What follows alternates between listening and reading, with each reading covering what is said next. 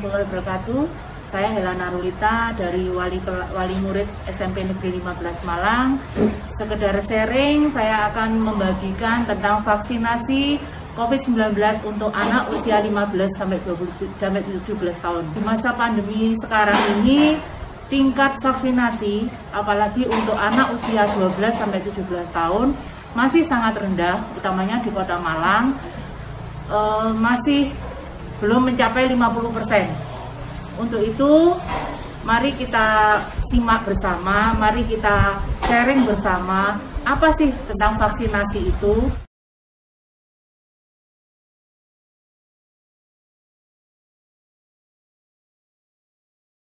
Vaksinasi untuk anak, ini bukan hal yang baru lagi, apalagi dari bayi, anak sudah mulai diimunisasi. Vaksinasi ini hakikatnya sama dengan imunisasi, di mana di dalam tubuh akan dimasuki oleh virus yang sudah dilemahkan dan akan membentuk antibodi pada diri anak itu sendiri. Kenapa sih kok harus anak usia 12 tahun itu harus divaksin COVID? Utamanya anak umur 12 tahun sampai 17 tahun ini, kalaupun memang mereka terkonfirmasi positif COVID, mereka akan lebih cepat sembuh. Biasanya durasi 1 minggu, 2 minggu mereka sudah selesai, sudah sembuh. Tetapi mereka ini membawa virus masih ada di dalam tubuhnya. Dan saat mereka bersosialisasi dengan teman, apalagi mereka melupakan tentang prokes, protokol kesehatan yang biasanya mereka lupa memakai masker, berkumpul dengan teman-temannya, ini yang akan menyebabkan semakin bertambahnya jumlah positif COVID pada anak-anak. Karena apa? Karena anak rentan sekali, mereka suka bersosialisasi, suka dengan kerumunan-kerumunan tanpa menggunakan prokes yang kuat. Jadi, kalau kalian semua anak-anak kepingin cepat sekolah, kepingin cepat belajar untuk di sekolah bersama guru-guru kalian, bersama teman-teman kalian, untuk saat ini hanya satu permintaan dari kami, yaitu manuto pada prokes kesehatan yang telah ada. Jangan lupa selalu cuci tangan, apapun yang kalian lakukan setelah mengerjakan apapun, jangan lupa cuci tangan. Terus jangan lupa masker selalu dipakai. Kalau bisa, kalau memang kalian mengharuskan, harus double masker. Tapi untuk sehari-hari cukup 1 masker, tidak apa-apa. Untuk melengkapi prokesnya, jangan lupa kalian juga menghindari kerumunan. Jadi untuk sementara ini jangan kalian berkerumun dulu. Bisa bersosialisasi lewat media yang ada. Di sini ada beberapa rekomendasi tentang vaksin. Kapan kita boleh divaksin? Kalau kalian sehat, dalam kondisi sehat, dan dalam suhu tubuh yang normal, yaitu sekitar 38 derajat Celcius, 37,5 sampai 38 masih bisa untuk divaksin.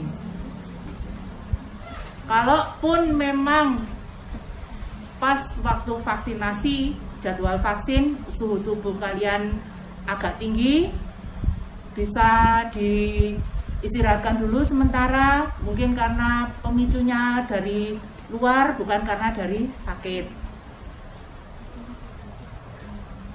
Kalaupun nanti sebelum vaksin, itu kalian akan tensi dulu. Biasanya di usia remaja, tensi yang normal itu antara 90 sampai 120. Tekanannya yang bawah 50 sampai 80. Kalau pas nanti waktunya vaksin, kalian ternyata tensinya di atas itu, kalian disuruh istirahat dulu, disuruh duduk dulu. Nanti 1 jam berikutnya akan ditensi lagi. Kalaupun masih tinggi, berarti harus mengulang di lain waktu. Terus untuk yang perlu diperhatikan lagi, kalau waktu vaksin kalian ini ada demam, ada batuk, atau pilek, ini sebaiknya vaksinnya ditunda dulu sampai kondisi benar-benar fit. Karena apa?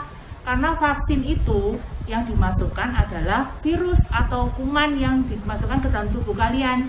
Jadi kalau kondisi kalian waktu vaksin itu tidak fit, sakit, berarti kalian akan kurang maksimal tubuhnya untuk membuat antibodi untuk melawan virus yang sudah dimasukkan ke tubuh kalian.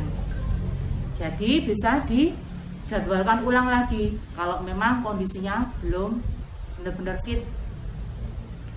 Nah, terus siapa lagi yang belum bisa untuk divaksinasi?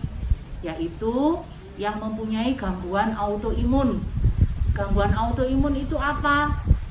Dimana kondisi tubuh yang terlalu protek sehingga tidak bisa mendeteksi mana itu virus baik, mana itu virus yang tidak baik. Jadi semua virus diserang, akhirnya bisa malah merusak diri kita sendiri. Contohnya juga ada anemia lupus, itu belum bisa untuk divaksinasi. Bisa divaksinasi kalau mereka dapat rujukan resmi atau catatan khusus dari dokternya kalau memang kondisi saat itu bisa untuk vaksinasi. Terus ada alergi berat.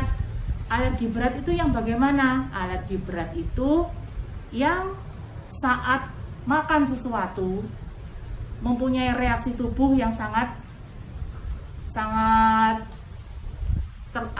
reaktif, misalnya sesak nafas atau terjadi bengkak-bengkak.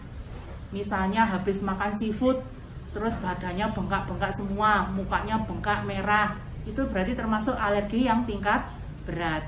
Jadi kalaupun memang menghendaki vaksinasi, harusnya ada rekom dari dokter yang menangani dulu. Bisa nggak ini saat ini untuk diimunisasi? Terus ada lagi dari gizi buruk. Untuk gizi buruk, untuk yang mempunyai HIV itu tidak bisa divaksinasi.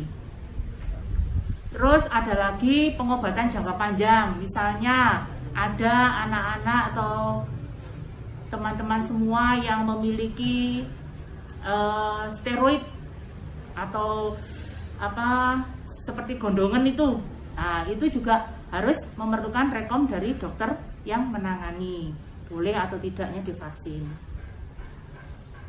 Cukup amankah vaksinasi? Aman sekali. Karena apa? Karena vaksinasi itu sudah melalui proses yang cukup panjang. Jadi pemerintah juga tidak sembarangan.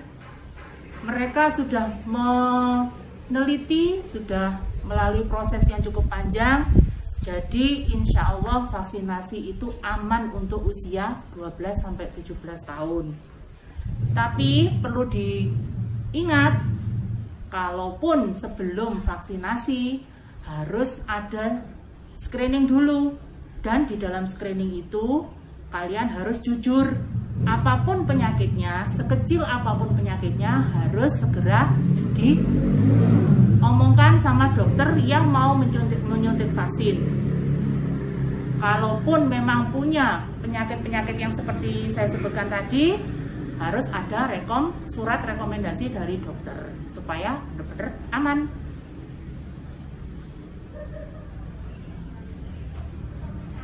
Nah, berikut juga rekomendasi dari dokter anak. Semua jenis vaksin bisa aman untuk anak.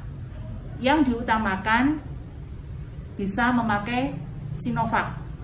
Karena Sinovac ini termasuk cepat dalam pembentukan imunnya, pembentukan antibodinya.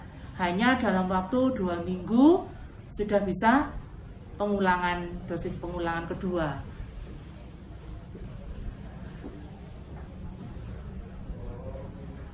Nanti setelah divaksin, jangan beranggapan, wah saya sudah kuat, saya sudah kebal. Belum, karena vaksinasi itu butuh proses untuk membuat kekebalan tubuh kita, membuat antibodi. Jadi disarankan setelah vaksinasi, jangan dulu keluar, jangan dulu bersosialisasi dengan orang luar, apalagi bersosialisasi tanpa prokes. Jadi itu sangat rawan sekali, karena kondisi kita sudah didropkan, sudah didownkan karena dimasuki virus. Jadi supaya tubuh kita membuat antibodi, jadi saya sarankan, saya harapkan kalaupun memang sudah divaksin, jangan keluar dulu sampai tubuh kita menjadi kuat. Kalau bisa sampai vaksin kedua ditunda dulu. Kalaupun nanti ada wacana untuk masuk sekolah tatap muka, saya himbau dengan sangat prokesnya tetap dijaga, karena vaksinasi ini hanya untuk jembatan saja, untuk mendampingi saja. Tetapi kalaupun sudah divaksinasi, kemungkinan terkena COVID juga masih terbuka. Jadinya tetap, walaupun setelah divaksin, tetap jangan lupa prokesnya. Prokesnya apa? Minimal 5M. 5M ini harus benar-benar dijaga. Memakai masker yang pertama, mencuci tangan setelah beraktivitas, menjauhi kerumunan sebisa mungkin, terus kita mengurangi juga mobilitas,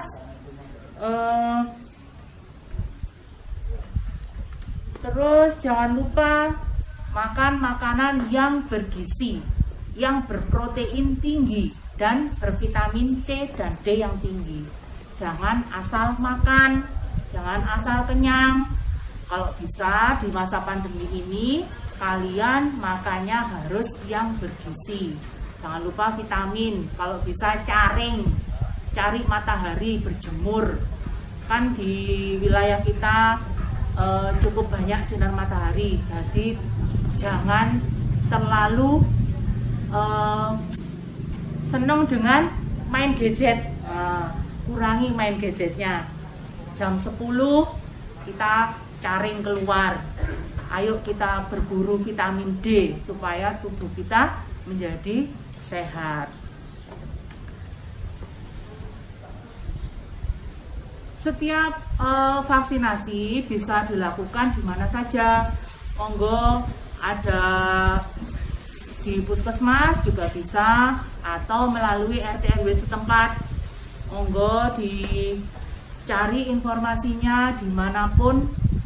Selama kita bisa mengikuti vaksin, jangan sampai kita menyia-nyiakan apa yang sudah disiapkan oleh pemerintah. Jangan pilih-pilih tempat. Wah, saya suka di sana, saya suka vaksin di sini. Sama saja. Yang penting kita harus segera tervaksin. Karena apa? Dari kecil kan sudah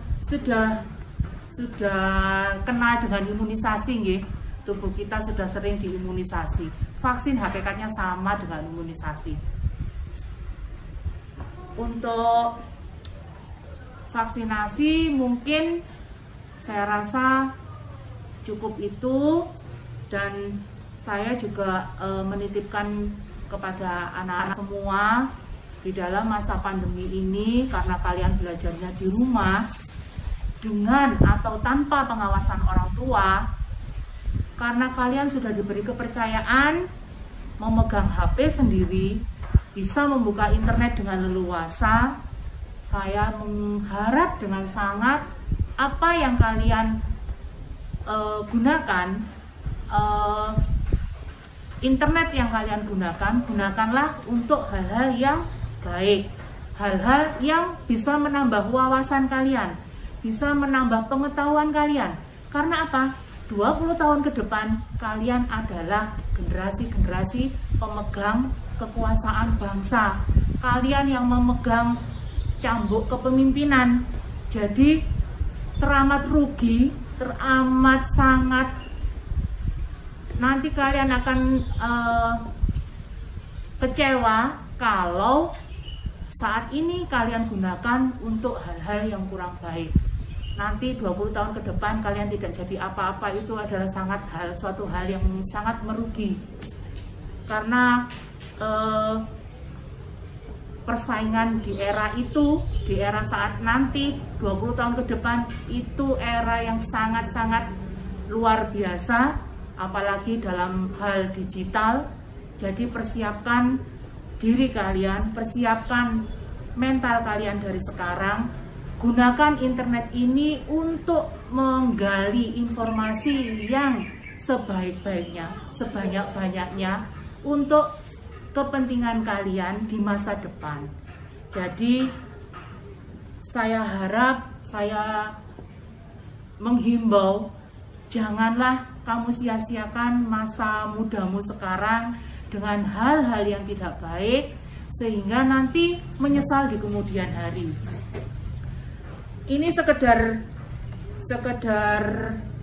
wacana juga, sekedar pengetahuan juga, bahwa dari pembelajaran daring ini, dari pembelajaran jarak jauh ini, banyak sekali hal-hal positif dan negatif yang bisa kita